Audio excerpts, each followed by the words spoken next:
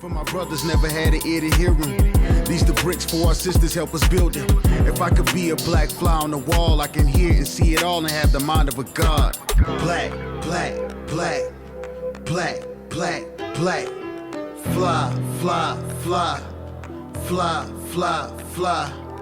Black, black, black, black. Welcome to another episode of Black Fly on the Wall. It's your boy Lide. I'm your host. Today we're discussing accountability and discernment. You are the reason you fail. You are the reason you succeed. I got some amazing men here with me today to have this impactful conversation. Before we get into introducing our guests, make sure you like, share, and subscribe. We definitely love you to have you on our channel. Make sure you share it with your friends. But today we're discussing accountability and discernment with Jonathan. Introduce yourself to the people. Let them know who you are. I am Jonathan Gramby. I'm the owner of GTA Fitness and Performance. I'm originally from Elizabeth City, North Carolina, 25. We was voted best gym in Durham in 2021, so I take pride in that. Nice. Congratulations, man. Derrick, introduce yourself. What's going on? I'm Derrick Barnard, from Durham, North Carolina. I'm an artist, an entrepreneur, and I just enjoy creating. Absolutely. The man. Just introduce yourself, man. 𝐄𝐦𝐚𝐢𝐥, criminal defense attorney, civil rights advocate, small business owner, own a pretty much a community center and a community outreach advocate. Nice. And so fellas, today we're just talking about accountability and discernment. Jason, let's start with you. When it comes down to accountability, how has your ability to keep yourself accountable impacted where you are today? That's powerful. I think the disciplines that we have to have are really what impacts our accountability. What we think, what we do, who we are. And I would say that that's been a major role in terms of the path I've chosen in terms of my law practice, my life. And so I would really say that it's all interconnected. So you have to connect the dots. And so your thoughts, your ideas, your disciplines, all connect to one piece, one puzzle. Mm-hmm. And they put you on that path of who you are. And then when you figure out who you are, sky's the limit. Mm-hmm. You can do whatever you want to. Mm-hmm. So I was just to answer that question, there really isn't an answer to that. I would just say I have invested in who I am and understanding what I want to do.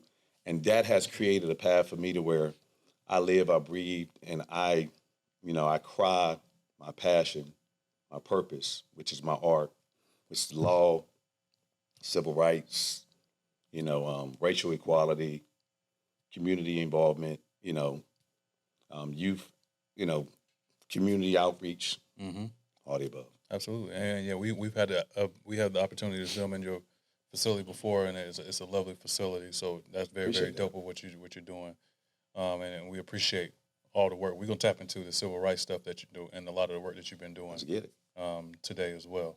And then Jonathan, let's start with you. When you voted Gym of the Year 2021, you train people, you take them to the next level.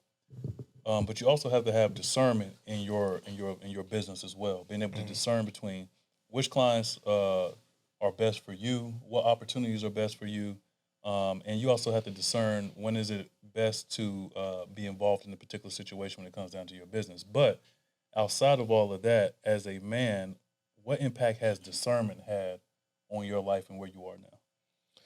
Discernment has played a very big part. It's actually how I got to where I am. Just being able to know what type of decision to make and what kind of situation. And sometimes it's not necessarily like knowing right from wrong. It's knowing like almost right to what's right. It's like knowing the difference between what's almost right and what is right. Because sometimes what's almost right can put you in a bad situation as much as wrong can. Mm-hmm. So it's knowing what's actually right. Sometimes you won't know it until you make certain mistakes, and you just know how to capitalize off the mistakes you learn from and just get better over time. So that's really what has been, just me being able to say, okay, well, I messed up in this because I thought this was right. But now I'm learning that these things are actually better decisions to make. Mm-hmm. And you're never going to and especially in entrepreneurship, you're never actually going to know what's the right decision until you make a mistake. You know what I'm saying? And then that's really what it's always been. It's been like growing with the mistakes, allowing myself to have, like, giving myself grace to make mistakes, and then also like capitalizing and knowing, okay, well, I did this wrong the last time, I'll make the same mistake twice. I like it. And Derrick, as a creative, right? You've had your own journey. You had your ups, you had your downs, you had your trials, your tribulations. What level of do you feel like you take when it comes to accountability in your life as a creative, and as you continue to create and continue to produce, and continue to basically bless us with the creative pieces that you put out, your business ventures that you've had in the past? What level do you say that? What balance? What? Let's say this. What do you take more pride in? Do you take more pride in the level of the accountability that you have in comparison to where you are now, or do you take more pride in your discernment now, in your decision making and your acumen when it comes to those things? Right now, I would say I take more pride in my discernment, because when I was just getting started and being creative, it was just all about just doing and doing and doing, and on that path of just doing and creating, made a lot of mistakes, and it was ones that I couldn't see because I was only focused on creating.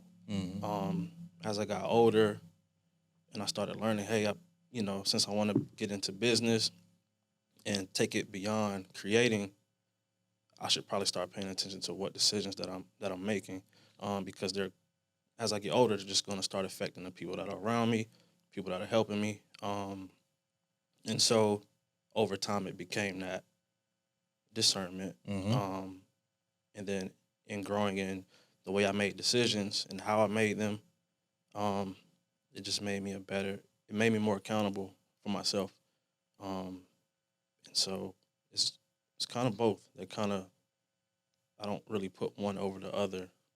I kind of weave in and out of decision making, accountability, and discernment as I need to. And segueing with decision making is vital because it puts us on that playing field of the trajectory of where we're going, right? As men, we oftentimes have to make decisions, and we oftentimes have to make tough decisions. And sometimes those tough decisions are the things that kind of are like an ouch in the moment, but we know that in the long term it's going to lead us to the destination where we want to be, whether that is scaling back from a relationship that you know is holding you back, whether it is taking a different direction from a business point of view. Jason, you've had massive success over the last 2 years with civil rights. I feel like every time I get on the gram, you got a new case. You're new, you the young Crump now. You know what I'm saying? Stop. So it's like, but also, Jason, you having to have discernment on what cases to get involved in, and also decisions to make for your clients to make sure, A, you're doing the best job that you can do for them, but also putting them in the best situation to where they can yield the result that they want to yield. Sure. How has your decision making improved over the last, let's say, 2 or 3 years? And it's completely different. It's called the practice of law for a reason. You're practicing every day.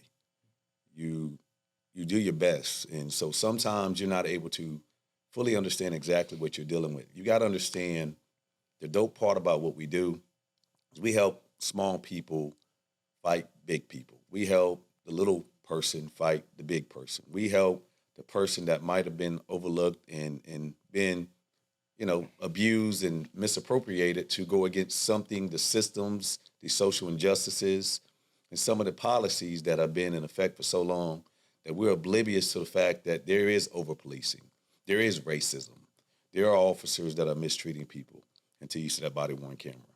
And so you start to recognize, and it's been a journey for me because I haven't always gotten it right. I mean, I've screwed up.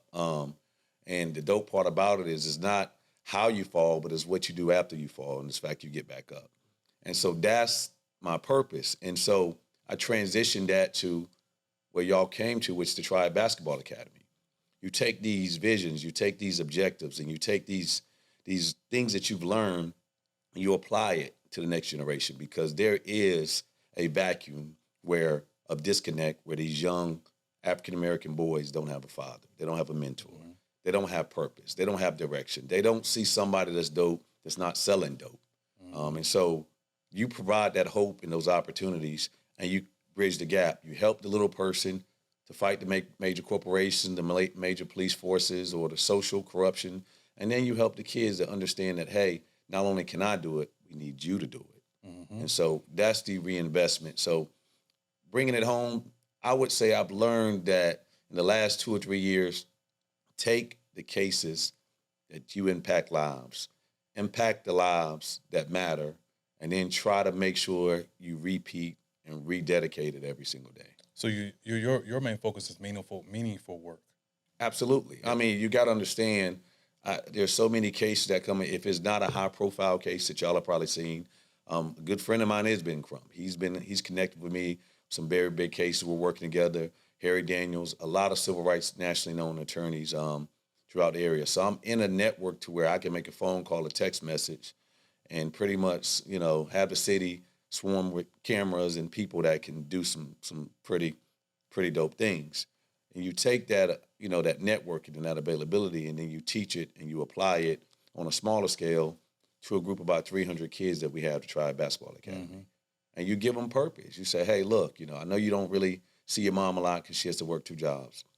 I know I represent your dad on that gun charge and that drug charge in criminal court in High Point. And I know he probably ain't come home for another 3-4 years. Mm-hmm. I know you might seem lost and you might lack direction, but guess what?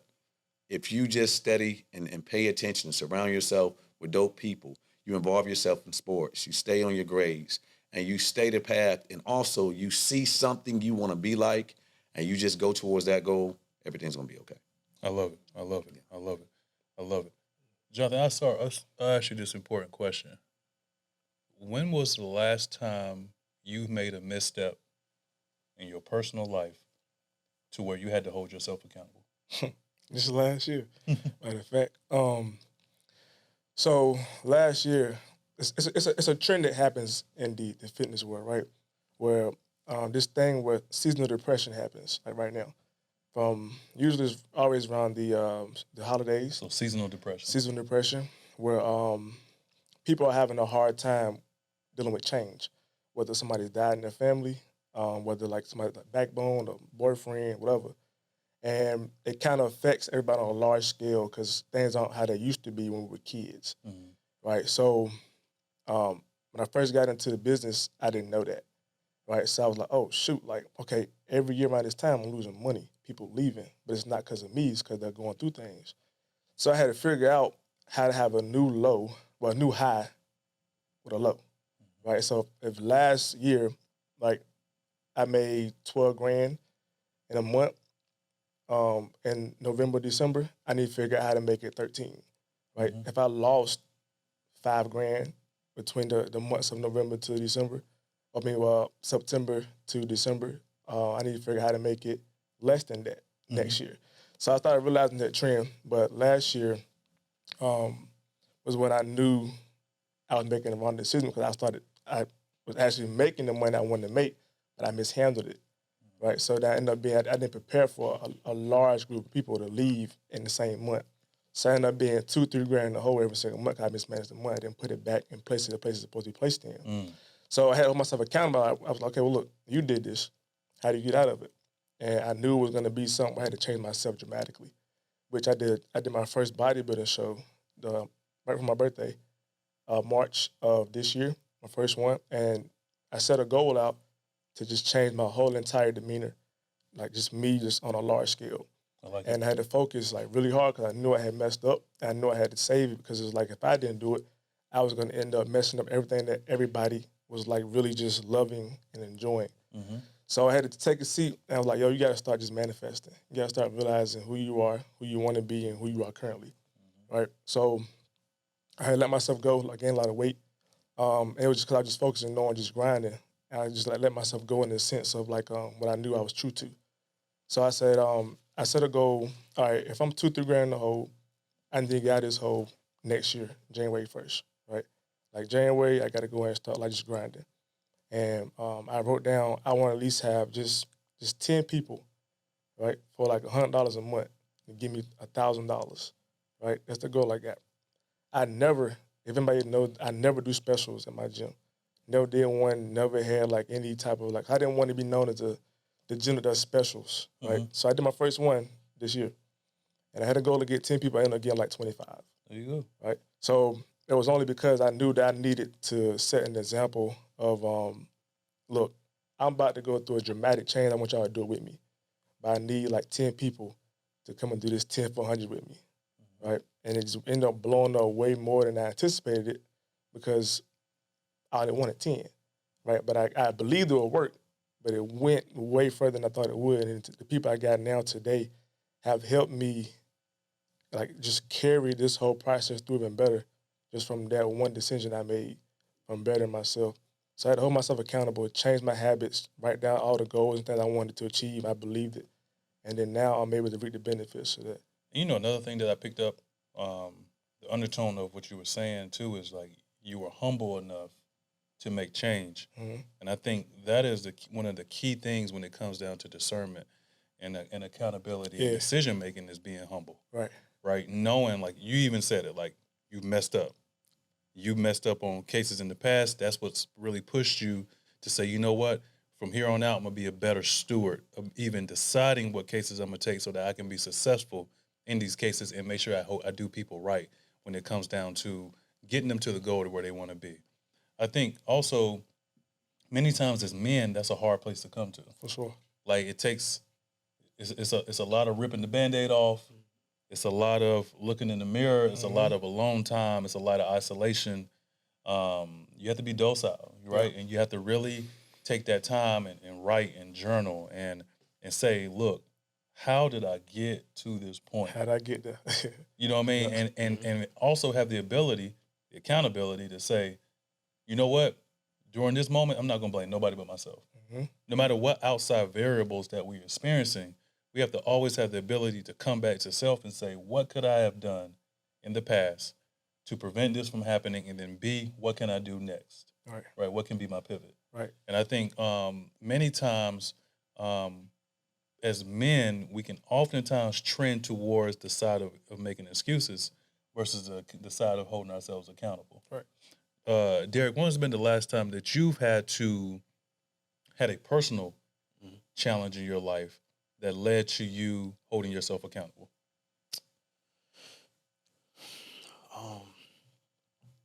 I can easily point out something that wasn't. It was my business, so technically it was personal. Back in 2021, I opened up my first time opening up a brick and mortar store. It's called The Nest in Durham, North Carolina. Prior to this, I had been doing printing, signs, banners, T-shirts, anything that you could think of that needed to be printed. I was doing it. Ended up being able to open up a brick and mortar store in Durham. It was a partnership deal, but again, I was the backbone of the business, running it every day, day in, day out. And so I was the person that everybody saw. I was the person that everybody talked to. Ended up having like a very unorthodox closing of the business. About 2 years later, we was going through a bunch of different changes where we wanted to change things up, weren't seeing eye to eye, and unfortunately was getting a pretty good amount of business, especially from my peers. I had been printing my own clothing line for a while, and so people kind of knew of the quality. They knew what to expect. They knew what type of designs they were going to get. So people who I held dear to me, they was coming there.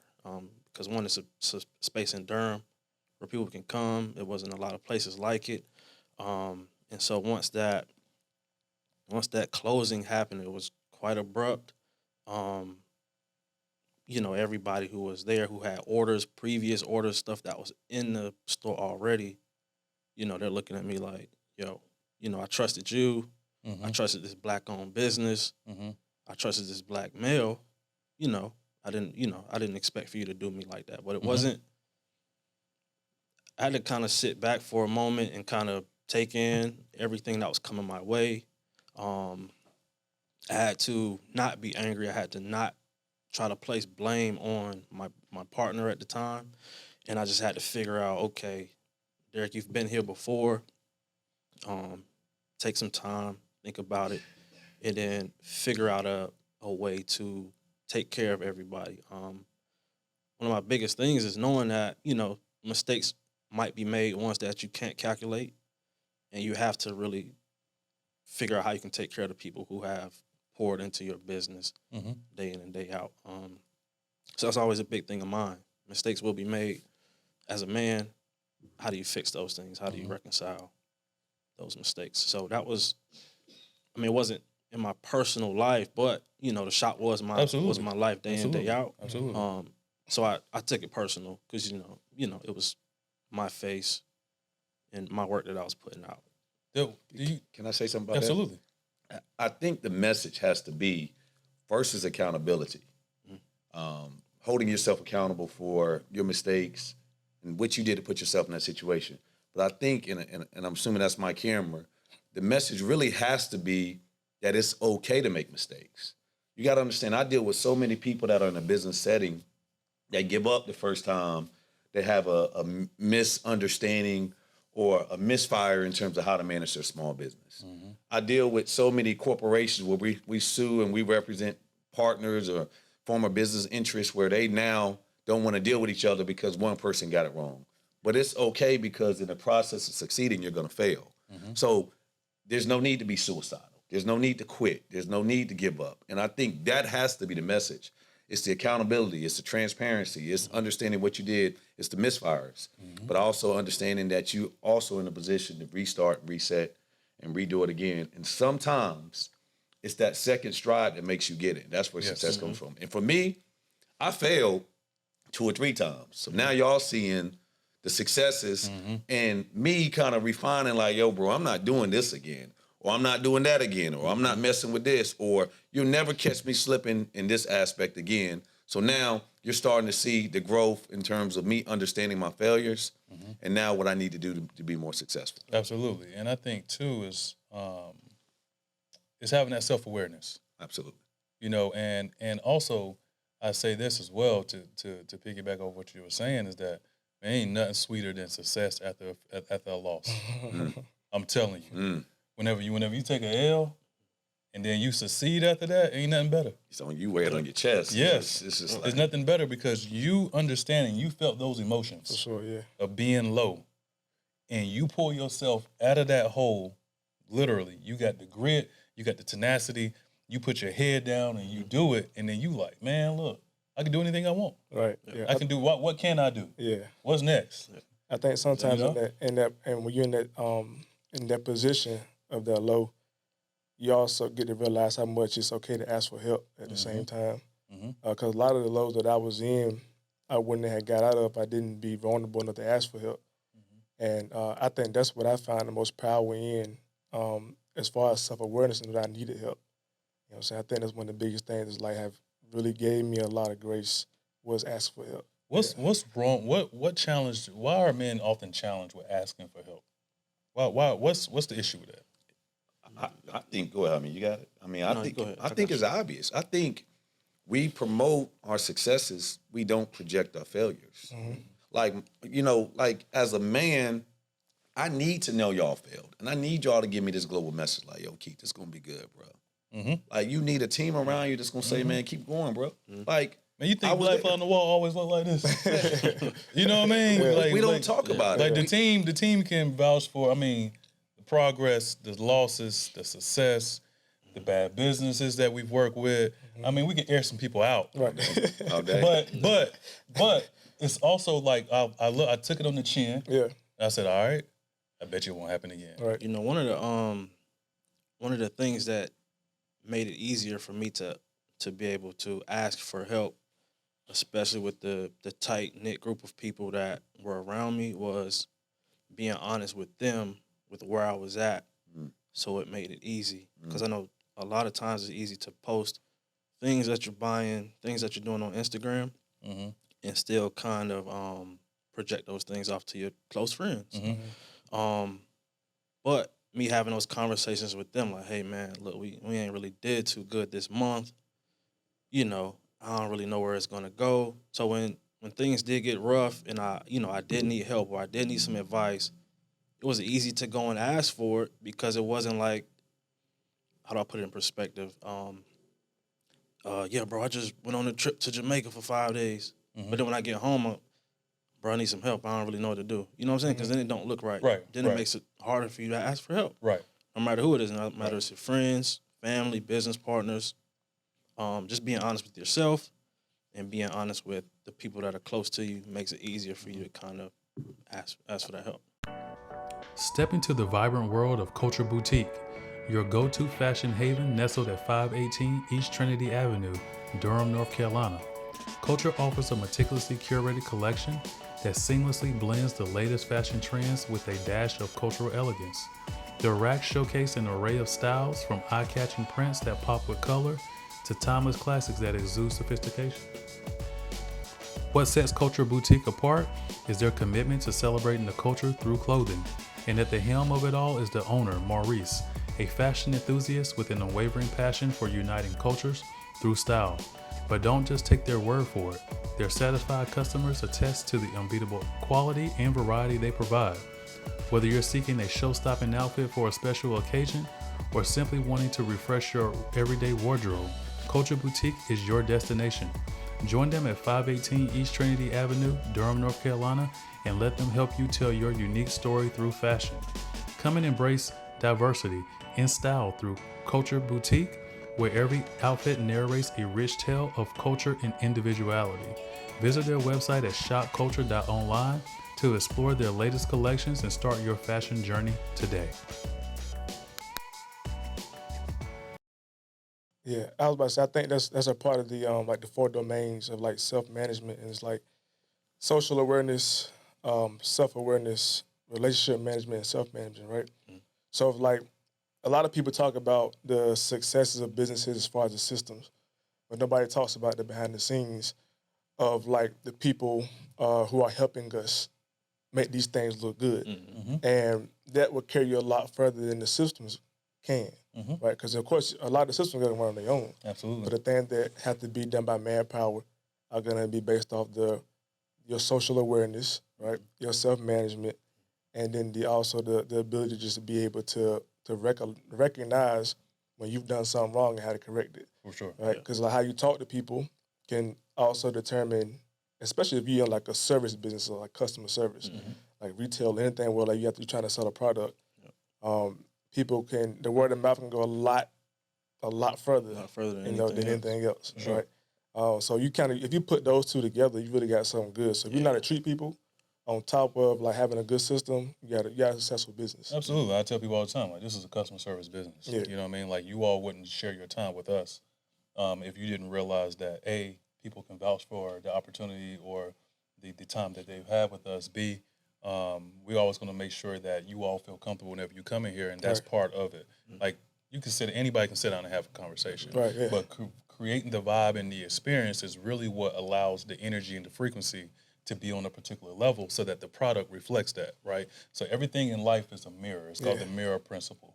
Like, what is in is what is out. So if you're experiencing something out in your outer reality, you must look within to assess, why am I experiencing that? Right. And that's that level of self-awareness. Self-awareness is a spiritual journey. It's not a practical thing to do. Right. I think that has to be understood. It is you must be willing to go to depths internally to pull back some dark layers, some things that you've buried since your childhood, some traumas that you've experienced along the way, some things that have hurt you that you may not have expressed, that, you know what, this particularly hurt my feelings, or this particularly damaged me in a particular type of way. Many times, men, we experience things and we cover it up, right? We experience things, we get a shovel, we throw dirt on top of that. We experience things and we take it on the chin. You know what, I'm just not going to do that. Whereas it's very healthy to address things as they come. You have an issue, you have a rough conversation with your mother or your father. Don't wait 2 years to have that conversation. You had that conversation tomorrow. You have that conversation now. You address it, you get to a point where you feel like you can move on, or a point where you feel like it's a step in the right direction for that conversation to level up, then you move to the next one. It's kind of like knocking out tasks for your business. You do that in your personal life. Yeah. If you let things pile up in your business, we all are business owners here. You know what happens, right? Anxiety, overwhelmed, being overwhelmed, mismanagement of things, mistakes happen, and you continue to further and further go into that hole. Whereas that same business acumen that we gain as men through the trials and tribulations, we must take that and apply it to our personal lives so that the acumen that we have within our personal relationships reflects who we truly are as men. Yeah. I was going to say, I think a good example is what's going on now with Diddy. I mean, y'all got to think about it. This man been winning his whole life. Yeah. Like, y'all got to think about, even going back to making a band, like, Diddy been that guy. He been that dude. Yes, I'm an animal. Give me anything. So what's like, next? What's crazy, and let me just say this too. Let me throw this disclaimer out there. I'm in no way condoning what Diddy did, is accused of doing, because we're all innocent until proven guilty. For sure. Because there are some allegations of rape. But, you know, everybody's loved Diddy, but just in the last couple of days, I think I put a post up. Every woman chimed in about how much they hate Diddy. You know, a lot of people are, you can't trust that guy. What the crazy thing we experience is trying to be successful is when we up top, we winning. When we fall, because everything that rises is going to fall. We down there kick you. You know, you're rock bottom. And at rock bottom, it's just, that's when you really go through the thinning and the true test of who you are, because that's when you realize who you are. That's when you realize who rocks with you. And Diddy right now, I know he cut that check. I know he paid that money.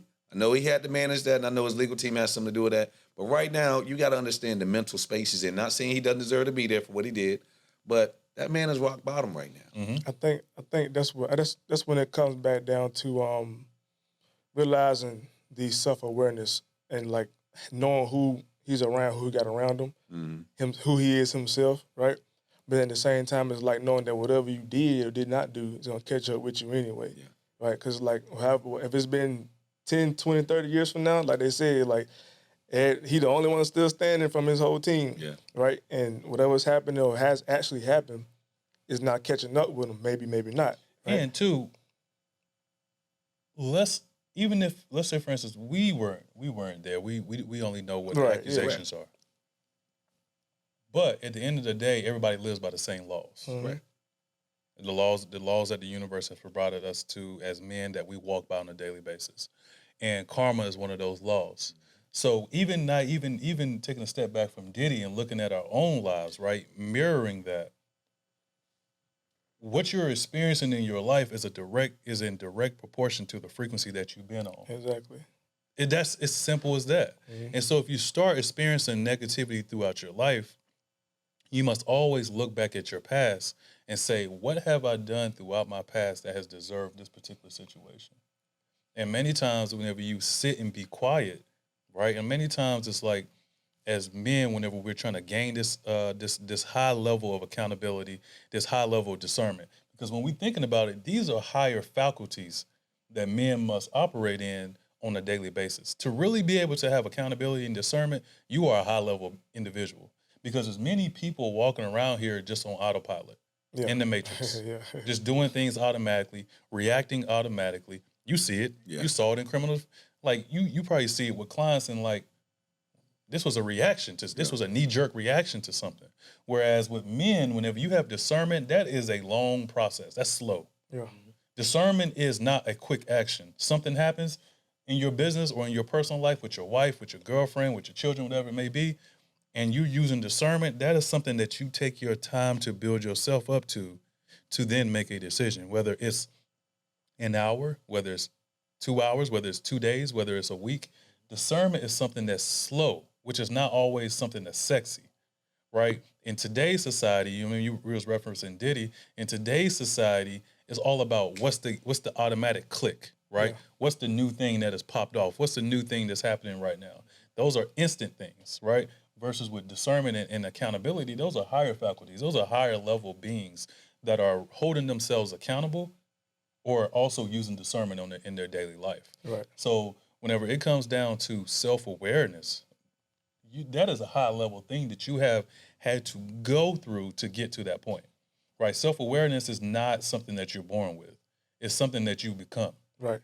You have to go through these challenges like you referenced earlier to get to that point. Self-awareness is a destination.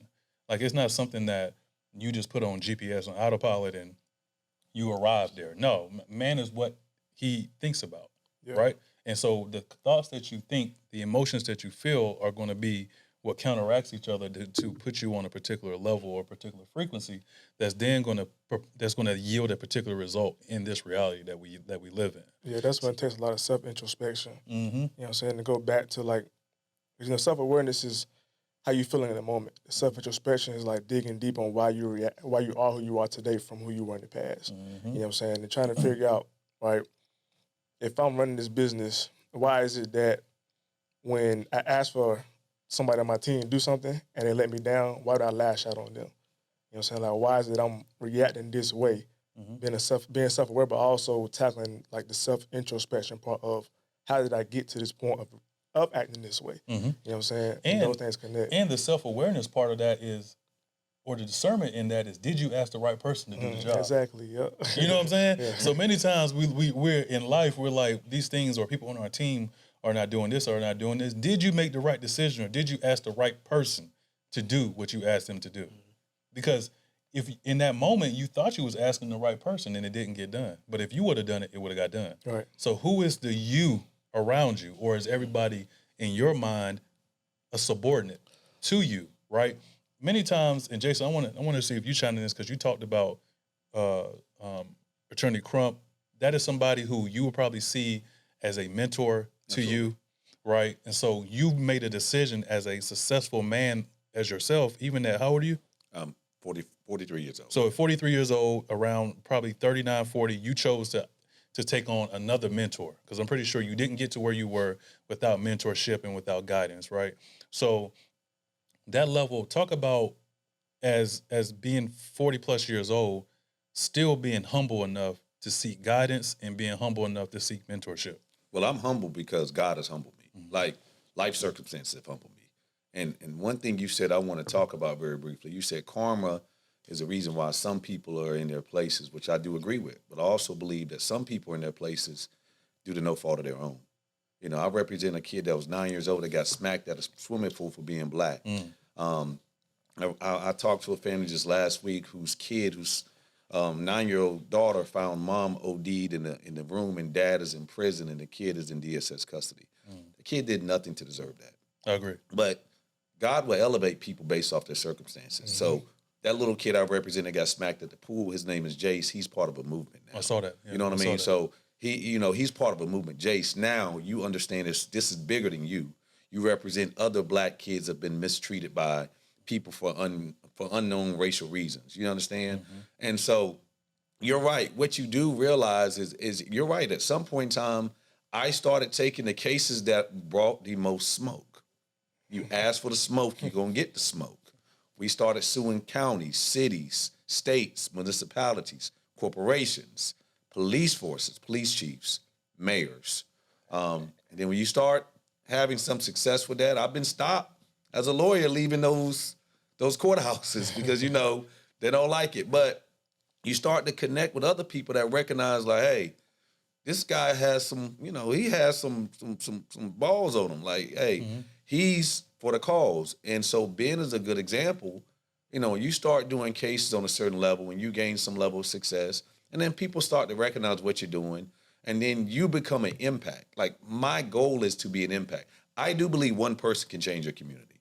Like, we started a girls volleyball program. We got a boys basketball program. We have a youth outreach program. We have a TBA Learning Academy. We have an after-school program. And then on top of that, I have a civil, criminal, and a litigation practice where we represent the small people. So I do believe I could represent your mom. I could represent your dad suing his employer that unjustly terminated him. And I can help your kids stay out of trouble, all at the same place. And so you're right. When you start to connect with greatness, they will inspire you.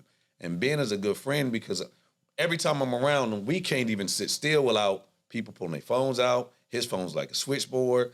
And Ben's like, Jason, I'm going to send this case to you, or you can do this case, or Ben, I need you on this case. So we brought him in on Jason's case or whatever. But greatness will seek other great people. And then the team and working together is really what makes the whole process so unique.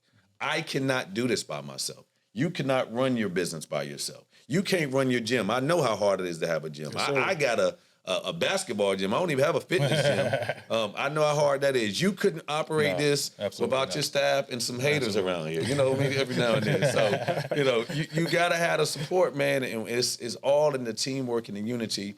And the smart people will connect with somebody that makes them feel uncomfortable. Because they will make sure if you connect with the right person, you ain't gonna be able to sit around and talk about what you're doing. Because they're gonna look at you and be like, that's it? Yeah. You know, and that's what you got to do. You always got to connect with somebody doing more, better, and somebody that has a little bit more passion and purpose about what they do. And they'll have you in the room sitting down making notes like, bro, I need to go ahead and take that class I should have finished. And I might go ahead and send my old lady a text and tell her I appreciate it and try to make this thing work. Whatever it's going to be. Because when you're around great people, when you're the big fish in the room, everybody looking at you and praising you, you're feeling yourself. Now, God has humbled me. You're getting your ego. God has humbled me. He's humbled all of us. He's humbled you through your experiences. He's humbled you through your adversity. And he's going to continue to humble people. The point of it is when you get humbled, understand that's part of the process. The next stage is the presentation. What happens now? It's the grandstanding. Hey, we ready to rock. God, I dealt with it. I was low. I was Diddy. And only in the sense of having to be at a low point in my life. Okay, let me say that. I had to manage that low point. Right. Guess what, bro? We climb. It's like that Batman episode where the dude climbed out the little cave and then he gets to the top. It's just like, okay, nobody stopped me. Nobody stopped me. Yeah, and what that symbology is in Batman is the facing the fears, right? Yeah. The bat swarm him. He embraced the pain. He embraced the suck, right? You said this is what it is. All right, if this is what it is right now, let me stay here right in this moment. Because many times when you really look at it, right? When you watch the story, when you hear the stories and the journeys of the great ones, the Muhammad Ali's, the Michael Jordans, the LeBrons, the Martin Luther Kings, the Malcolm X's, everybody talks about how their lowest points have pushed them to be at the pinnacle where they are. So if that is part of the recipe for success, why do we run or why do we fold when the hard times come? That's just a part and a deposit into your story and your journey, because what makes you who you are is not your highs. You oftentimes don't learn in your highs because, like you said, there's variables in there related to ego, related to being built up. You're not learning any things in those times because, and also times in your highs, you're not being slowed down. You're speeding up. Right. You're trying to do more. You're trying to 10x what you're doing. So, but whenever you get humbled, that's whenever you get sat down, you think, you hear, you journal, you write, you come into the introspection of who you are, and you then are able to say, you know what, this is what's going to make me who I am. I think a lot of people, when like those who may have folded in the time of like a low, they just lack faith. You know, like if you know that you've done everything that you could do to the best of your ability at that time, then I think like you having that faith in God and like who you are will bring you out of that low point. Because that's what it's been every single time for me. I have plenty of low points. I'm talking about homeless and all that. And every single time I was never scared. I never had any doubt that I was going to be all right. I just showed up how I was supposed to show up every single time and put my best foot forward. I had no other option. So I feel like when you do have a low point, like if you have faith in who you are and the God you believe in, whoever you believe in, everything will always be okay no matter the low points, a month or 2 months or 3 months. It'll always be okay in some standpoint. Sure. Yeah. I often say, I often quote Earl Nightingale whenever he says that persistence is synonymous with faith. If you don't persist, you don't believe. So as you persist, you believe. That means you have continued belief in what you're doing. So if you're constantly getting feedback and rejection and you continue to persist, that means that you continue to believe in who you are and what you're doing. Like as we wrap this up, we can start there. We can start with you.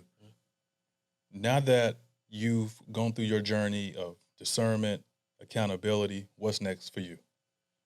Right now I'm just hyper focused on building this new business that I got out in. It's actually in Elizabethtown, close to the coast, and I'm just bringing along all the knowledge that I've gained for the past 10 years of trying different things out, entrepreneurship, business, creating, and I'm just at a point where I've learned a ton, and I can bring all that with me and create a business that's going to actually flourish, is going to actually work.